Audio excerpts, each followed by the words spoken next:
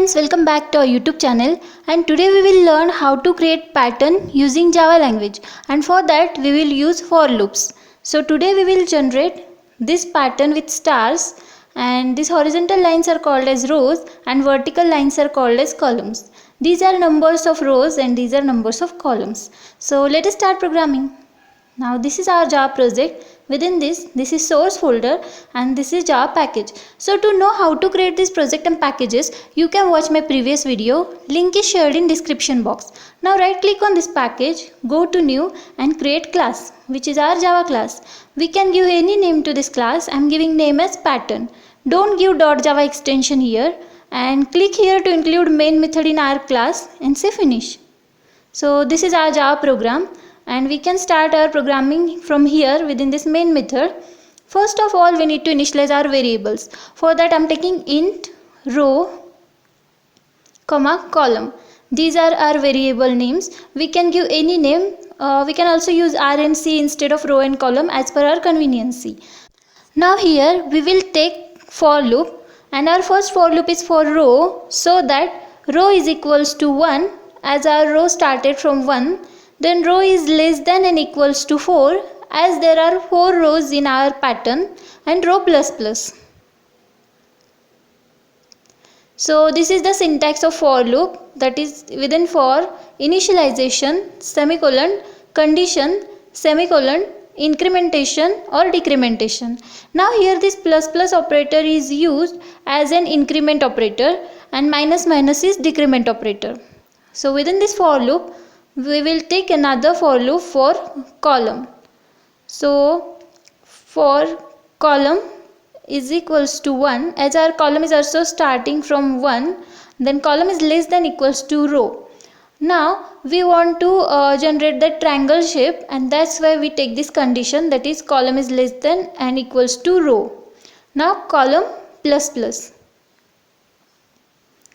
This is also called as nested for loop, that is for loop within the for loop. So here within this columns for loop we will type syso control space, that is system.out.println, which is our output statement, but we don't need this ln here as it is for new line, and if we take this we are unable to generate pattern. Now \t for tab is nothing but particular space, then star. So it will generate space before every star. So after printing column, we have to come out of the for loop of column, as now we want to change the row and come to new row, and that's why within the for loop of row we will type system.out.println. We can keep it as it is as well, or can take \n. Now save with Ctrl S, go here and run program. And let us check our output from console. So see, we achieve our expected pattern as an output. Now let us check this pattern with our for loops. So our first for loop is for rows, and there are 4 rows in our pattern.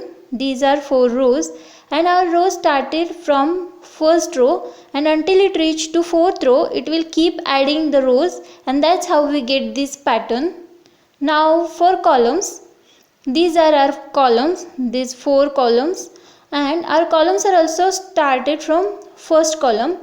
And you might think that if there are 4 columns in our pattern, so can't we take this condition that column is less than and equals to 4? But if we take that condition, then it will print this complete square instead of printing triangle. So in order to get this triangle we have to take that condition, that is column is less than and equals to row. So look what equals to condition do, that if row and columns values are same, that is 1 1, then 2 2, 3 3, 4 4, then it will go and print this part. So this diagonal part we are able to print because of equals to condition, and this part we are able to generate with less than condition, and we skip this part so that we achieve our expected pattern as an output. So that's how we can use for loops in Java to generate pattern. And if you like this video, please like, share and subscribe to my YouTube channel. And that's all about today guys. Thank you for watching my video. Bye bye.